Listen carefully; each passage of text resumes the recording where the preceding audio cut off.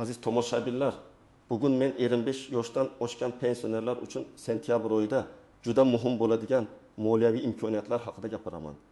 Bu mavzu faqat pensionerning o'ziga emas, uning farzandlariga, nabiralariga, yaqinlariga ham tegishli. Chunki ko'p oilalarda pensiya asosiy daromad manbalaridan biri hisoblanadi. Ayrim hollarda esa uy ro'zg'or, dori-darmon, kommunal to'lovlar aynan shu pul hisobidan yopiladi.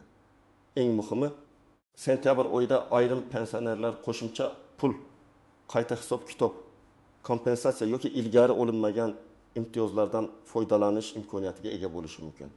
Lekin bitta muhim shart bor, odam o'zi tekshirmasa, hujjatini joyiga qo'ymasa, ariza bermasa, bu pulni sezmay o'tkazib yuborishi mumkin. Shuning uchun videoni oxirigacha ko'ring.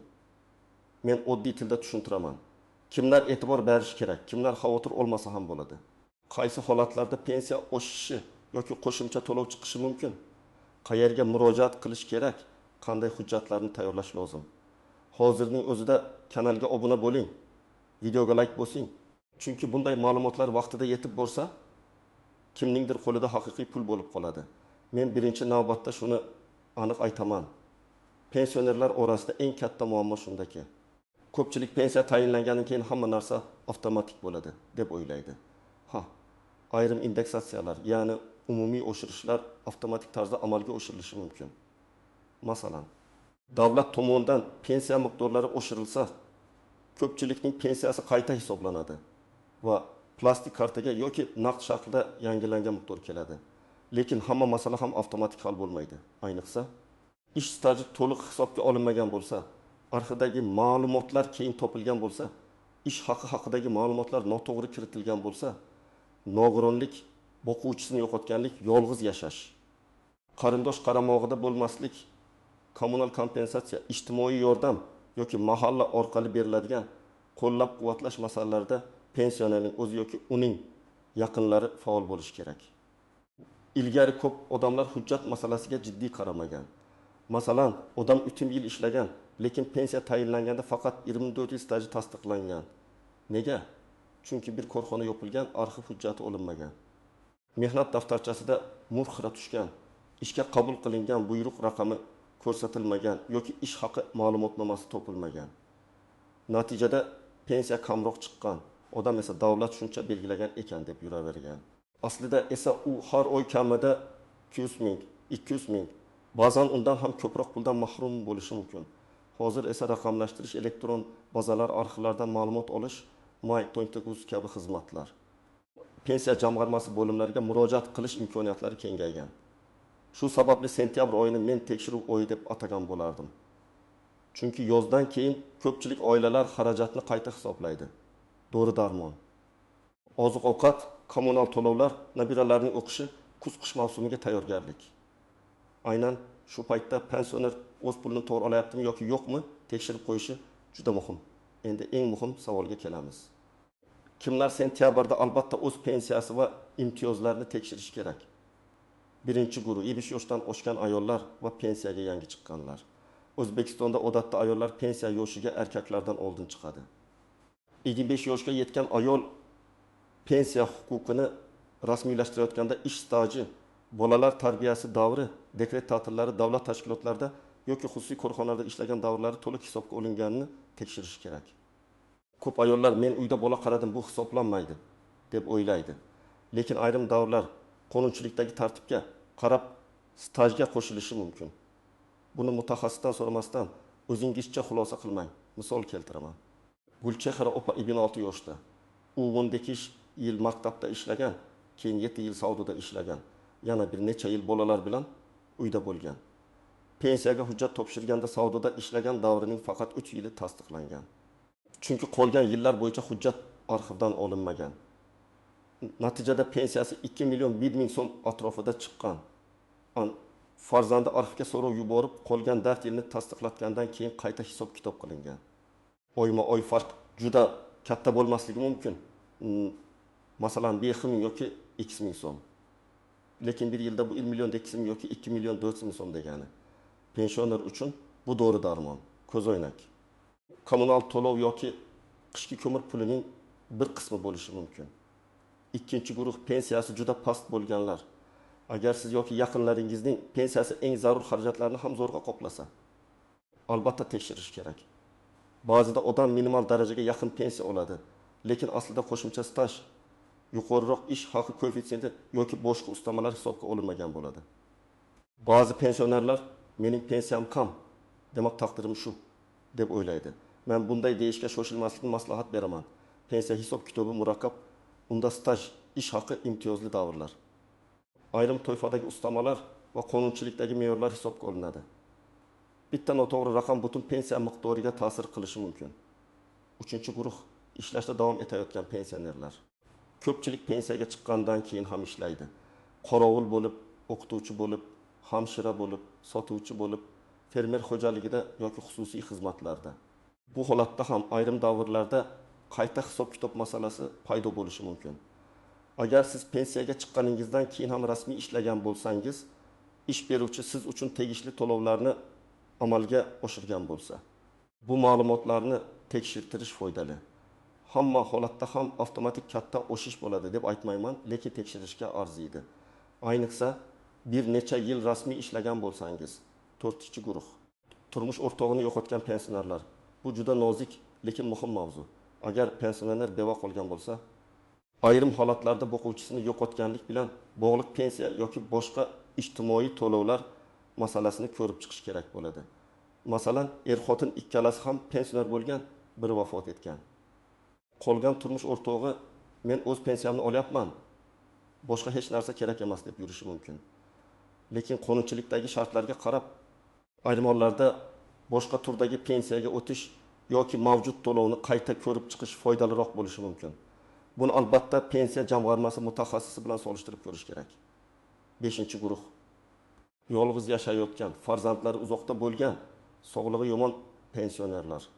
Bu toifadagi odamlar ba'zan faqat pensiya bilan emas, balki mahalla orqali, ijtimoiy xizmatlar orqali, inson ijtimoiy xizmatlar markazlari yoki tegishli tashkilotlar orqali yordam olishi mumkin. Bu yordam doimiy pul shaklida bo'lishi ham mumkin. Bir martalik yordam bo'lishi ham mumkin. Oziq-ovqat, dori-darmon, reabilitatsiya vositasi, nogironligi bo'lsa parvarish bilan bog'liq yordam ko'rinishida bo'lishi ham mumkin. Muhimi, odam o'z holatini rasmiy bildirmasa, mahalla yoki ijtimoiy xodim bundan bexabar qolishi mumkin. Birinchi vaziyat. Rahmat aka 62 yoshda, pensiyasi 2.300.000 so'm. U 1990-yillarda bir zavodda ishlagan, zavod keyin yopilgan. Pensiya tayinlanganda o'sha davrning ish haqi ma'lumotlari topilmagan va hisob-kitob pastroq ko'rsatkich bilan qilingan. Rahmat aka zavod yo'q-ku, endi nima foyda deb yuradi. Aslida harfga so'rov yuborish mumkin. Agar hujjatlar topilsa, uning o'sha yillardagi ish haqi yuqoriroq bo'lganini tasdiqlash imkoni chiqadi. Natijada pensiya qayta ko'rib chiqilishi mumkin. Bu har oy 100.000 so'm oshsa ham yiliga 20.200.000 so'm. O'rnagin 2.000 so'm oshsa yilga 3 million so'm. Bu kichik pul emas. Ikkinchi vaziyat. Dilorom opa 55 yoshda pensiyaga chiqqan, lekin u 3 nafar farzand tarbiyalagan davrlar. Tug'ruq ta'tillari va ishdagi tanaffuslar qanday hisoblanganini bilmaydi. Hujjat topshirganda shoshilgan, faqat mehnat daftarchasini bergan. Agar ayrim davrlarni tasdiqlovchi qo'shimcha hujjat kerak bo'lsa va u topshirilmagan bo'lsa, pensiya kamroq chiqishi ehtimoli bor. Dilorom opa pensiya jamg'armasiga borib, mening pensiyam hisob kitobi bo'yicha batafsil ma'lumot bering. Stajam necha yil deb olingan, qaysi davrlar kiritilmagan deb yozma murojaat qilish kerak. Mana shu savolning o'zi ko'p narsani ochib beradi. 3-vaziyat. Sobir ota 70 yoshda, farzandlari Rossiyada, o'zi uyda yolg'iz yashaydi. Pensiyasining katta qismi do'rga ketadi. U mahalladan yordam so'rashdan uyaladi. Lekin ijtimoiy himoya tizimining maqsadi aynan shunday odamni ko'rish, yordamga muhtojligini baholash va kerakli xizmatni ulashtir. Agar Sobir ota yoki qo'shnisi, jiyani, nabirasi mahallaga, ijtimoiy xodimga murojaat qilsa, uning holati o'rganilishi mumkin. Bu yerda gap faqat pulda emas. Uyga kelib xizmat ko'rsatish, tibbiy ijtimoiy yordam, oziq-ovqat yordami, protez ortopediya vositalari, nogironlik bo'lsa qo'shimcha xizmatlar ham bo'lishi mumkin. 4-vaziyat. Nargiza opa eri vafot etganidan keyin o'z pensiyasini olishda davom etmoqda. Eri ilgari yuqori maoshli ishda ishlagan bo'lgan. Nargiza opa esa bu masalani hech kimdan so'ramagan. Men bunday vaziyatda darhol sizga albatta ko'proq pul beriladi demayman. Lekin solishtirib ko'ring deyman. Pensiya jamg'armasiga borib, turmush o'rtog'ining vafoti haqidagi guvohnoma, nikoh guvohnomasi va mavjud pensiya ma'lumotlari bilan maslahat olish kerak. Ba'zan mavjud pensiyada qolish foydaliroq bo'ladi. Ba'zan boshqa turdagi pensiyani ko'rib chiqish maqsadga muvofiq bo'ladi. Buni raqam bilan solishtirmasdan bilib bo'lmaydi. Endi men adolatli bo'lish uchun aytaman. Hamma pensioner ham yugurib ariza berish kerak emas. Agar siz yaqinda pensiyaga chiqqan bo'lsangiz, barcha hujjatlaringiz to'liq topshirilgan bo'lsa, stajingiz to'liq kiritilganini tekshirgan bo'lsangiz, pensiya hisob kitobi bo'yicha ma'lumot olgan bo'lsangiz, plastik kartangizga to'lovlar vaqtida tushayotgan bo'lsa, sizda hozircha katta xavotirga sabab bo'lmasligi mumkin. Agar davlat tomonidan umumiy pensiya oshirilishi belgilangan bo'lsa, odatda bunday oshirishlar alohida arizasiz amalga oshiriladi. Ya'ni hamma pensioner bitta bo'lib, meni ham oshiring deb ariza yozishi shart bo'lmaydi. Lekin muammo shundaki, ko'pchilik umumiy oshirish bilan shaxsiy qayta hisob kitobni aralashtirib yuboradi. Umumiy oshirish hammaga tegishli bo'lishi mumkin. Shaxsiy qayta hisob kitob esa sizning hujjatingiz, stajingiz, ish haqingiz, oilaviy va ijtimoiy holatingizga bog'liq. Masalan, hammaning pensiyasi ma'lum foizga oshsa, 2 million so'm oladigan odamda oshish bir xil, 3 million so'm oladigan odamda boshqa miqdor bo'lishi mumkin. Lekin agar sizning 5 yil stajingiz umuman hisobga olinmagan bo'lsa, bu umumiy oshirishdan alohida masala. Shuning uchun pensiyalar oshdi. Demak, hammasi joyida deb xotirjam bo'lish har doim ham to'g'ri emas. Endi eng muhim nozik jihatlarga o'tamiz. Birinchi tuzoq, telefon orqali keladigan yolg'on xabarlar. Sentyabrda pensionerlarga sovg'a puli, kompensatsiya, prezident to'lovi, bankdan bonus degan nomlar bilan firibgarlar qo'ng'iroq qilishi mumkin. Ular karta raqamingizni, SMS kodni, pasport ma'lumotlarini, bank ilovasiga kirish parolini so'rashi mumkin. Men ekspert sifatida qat'iy aytaman, hech qachon SMS kodni hech kimga aytmang. Pensiya jamg'armasi, bank, mahalla yoki davlat idorasi sizdan telefon orqali SMS kod so'ramaydi. Agar kimdir hozir kodni aytsangiz pul tushadi desa, bilingki, bu firibgarlik. Ikkinchi tuzoq vositachilar. Ba'zi odamlar, men pensiyangizni oshirib beraman, arxivdan hujjat olib beraman, faqat oldindan pul bering deb yuradi. Hujjat ishlari ba'zan murakkab, lekin har bir murojaatni rasmiy yo'l bilan qilish kerak. Agar kimdir yordam bersa ham pulni qo'lga berishdan oldin ehtiyot bo'ling. Rasmiy to'lov bo'lsa, kvitansiya bo'lishi kerak. Davlat idorasida ko'rsatiladigan xizmat bo'lsa, uning tartibi aniq bo'ladi. Tanishim bor. Ichkaridan hal qilamiz degan gapga ishonib, hujjat pulni begona odamga topshirmang. Uchinchi nozik jihat, ajozak emas. Yozma bo'lgani ma'qul. Ko'p pensioner idoraga borib, oynacha oldida savol beradi. Xodim, sizga hech narsa chiqmaydi desa, qaytib ketadi. Men buni to'g'ri deb hisoblamayman. Agar masala jiddiy bo'lsa, yozma murojaat qiling. Murojaatda mening pensiyam hisob kitobida qaysi ish staji davrlari inobatga olingan, qaysi davrlar kiritilmagan, qayta hisob kitob qilish imkoniyati mavjudmi? Yozma javob berishingizni so'rayman deb yozing. Yozma javob bo'lsa, keyingi qadamni belgilash osonroq. 4-nozik jihat. Hujjatning nusxasi va asl nusxasini aralashtirmang. Mehnat daftarchasi, pasport, tug'ilganlik guvohnomasi, nikoh guvohnomasi, vafot etganlik guvohnomasi, arxiv ma'lumotnomasi kabi hujjatlar juda muhim. Asl nusxani begona odamga berib yubormang. Davlat idorasiga topshirilganda ham qaysi hujjat topshirilganini qayd etib qo'ying. Imkon bo'lsa, har bir hujjatning sifatli nusxasini oldindan tayyorlang. 5-nozik jihat. Bank kartasi va pensiya tushumi. Agar pensiya kartaga tushsa, sentyabr oyida tushgan miqdorni avvalgi oylar bilan solishtiring. Ba'zi odamlar karta orqali xarid qiladi, naqd yechadi, qarindoshiga beradi. Keyin pensiyam kam tushdi deb o'ylaydi. Bank ilovasida yoki bankomatdan mini ko'chirma olib, aynan pensiya tushgan summani ko'ring. Agar haqiqatan ham farq bo'lsa, bankdan emas, avval to'lov manbaini aniqlang. Bu pensiya to'lovimi, kompensatsiyami, boshqa tushummi? Keyin pensiya jamg'armasiga murojaat qiling. 6-nozik jihat, vaqt masalasi. Qayta hisob kitob har doim ham o'sha kuni hal bo'lmaydi. Arxivga so'rov ketishi, eski korxona hujjatlari qidirilishi, javob kelishi, mutaxassislar hisob kitob qilishi mumkin. Shuning uchun sentyabrda boshlagan ish natijasi ba'zan oktyabr yoki noyabrda chiqadi. Lekin kechiktirmang. Bugun berilgan ariza ertangi huquqni himoya qiladi. Endi men sizga aniq qadamlarni aytaman. Daftar va ruchka olib yozib qo'ysangiz ham bo'ladi. Birinchi qadam, pensiya miqdoringizni yozib chiqing. Avgustda qancha oldingiz, sentyabrda qancha tushdi, oldingi 3 oyda o'rtacha qancha edi. Agar kartaga tushsa, bank ko'chirmasini oling. Agar naqd olsangiz, to'lov varaqasi yoki kvittansiyani saqlang. Bu sizga taxminan ko'p emas, aniq raqam bilan gapirish imkonini beradi. Ikkinchi qadam, ish stajingiz ro'yxatini tuzing. Qaysi yillarda qayerda ishlagansiz, korxona nomi, lavozim, taxminiy ish boshlagan va tugatgan sana.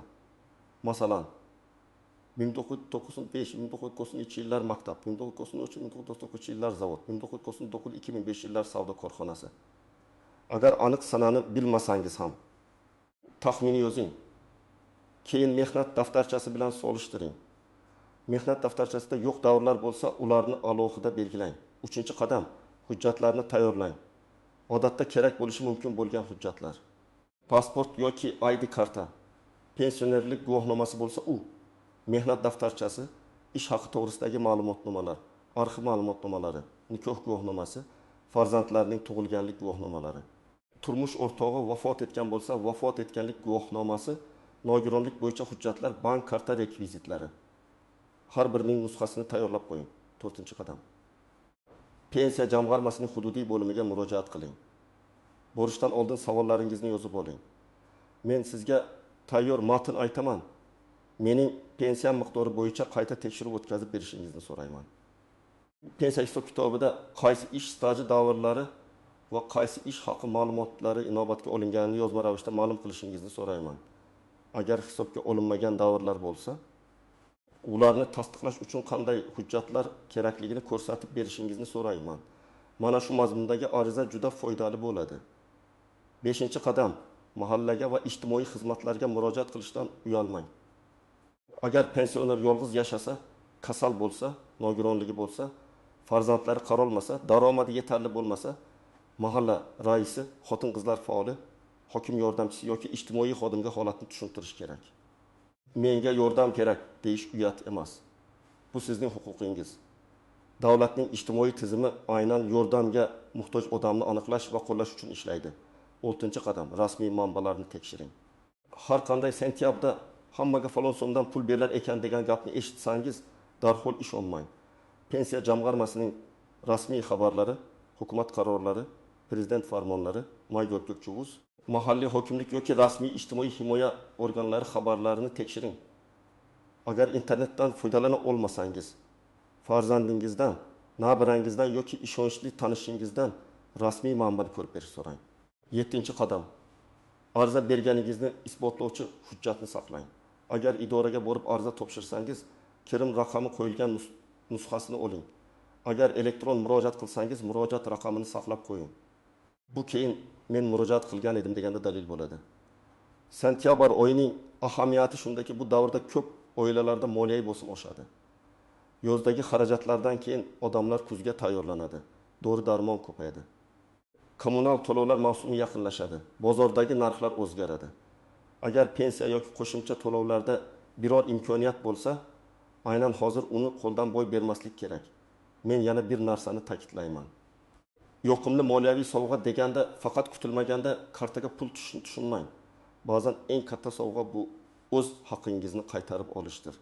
Masalan, 5 yil davomida hisobga olinmagan stajni tiklash, noto'g'ri hisoblangan pensiyani qayta ko'rib chiqish, beva pensioner uchun foydaliroq variantni tanlash, yolg'iz qariya uchun ijtimoiy yordamni rasmiylashtirish, firibgarlardan saqlanib qolish. Bularning har biri real pul, real himoya, real yengillik degani. Men pensionerlarning farzandlariga ham aytmoqchiman. Ota-onangiz kerak emas, ovora bo'lmang desa ham, bir marta hujjatlarni tekshirib bering. Ular ko'pincha idoraga borishdan tortinadi. Savol berishga uyaladi. Eski hujjatlarni tushunmaydi. Bank ilovasidan foydalana olmaydi. Siz esa 1-2 soat vaqt ajratib, ularning pensiya miqdorini, stajini, hujjatlarini ko'rib chiqsangiz, balki oyma-oy qo'shimcha daromad topilishiga sabab bo'lasiz. Masalan, onangizning pensiyasi 1,5 ming so'mga oshsa, bu bir qarashda juda katta tuyulmasligi mumkin. Lekin bir yilda 2 million 1,6 ming so'm bo'ladi. Agar bu pul dori-darmonga ishlatilsa, onangiz sizdan kamroq pul so'raydi. o'zini mustaqilroq his qiladi. Agar otangizning kommunal yoki ijtimoiy yordam olish huquqi aniqlansa, bu ham oilaviy byudjetga yengillik beradi. Xulosa qilib aytaman. Sentyabrda 25 yoshdan oshgan pensionerlar o'z pensiyasi, staji, ijtimoiy yordam imkoniyatlari va bank tushumlarini albatta tekshirishi kerak. Kimdir uchun bu oddiy tekshiruv bo'ladi. Kimdir uchun esa haqiqiy moliyaviy yengillik, qo'shimcha pul yoki ilgari foydalanilmagan huquqni tiklash imkoniyati bo'lishi mumkin. Eng muhim qoidalar. SMS kodni hech kimga aytmang. Hujjatlarni begona odamga bermang. Og'zaki javob bilan cheklanib qolmang. Yozma murojaat qiling. Rasmiy manbalarni tekshiring. Staj va ish haqi ma'lumotlaringizni qayta ko'rib chiqing. Agar siz pensioner bo'lsangiz, bugunoq pensiya tushumlaringizni solishtiring. Agar ota-onangiz pensioner bo'lsa, ularga yordam bering. Bir marta tekshirish ba'zan yillar davomida foyda keltiradi. Sizningcha pensionerlar uchun eng katta muammo nima? Pensiyaning kamligi, hujjatlarni yig'ish qiyinligi. Idoralarda tushuntirish yetishmasligi yoki firibgarlar ko'paygani. Fikringizni izohlarda yozib qoldiring. Videoni foydali deb bilsangiz, albatta like bosing, yaqinlaringizga ulashing va kanalga obuna bo'ling. Men esa keyingi videolarda pensiya, ijtimoiy yordam va moliyaviy huquqlar bo'yicha yana aniq, tushunarli va foydali ma'lumotlarni berishda davom etaman.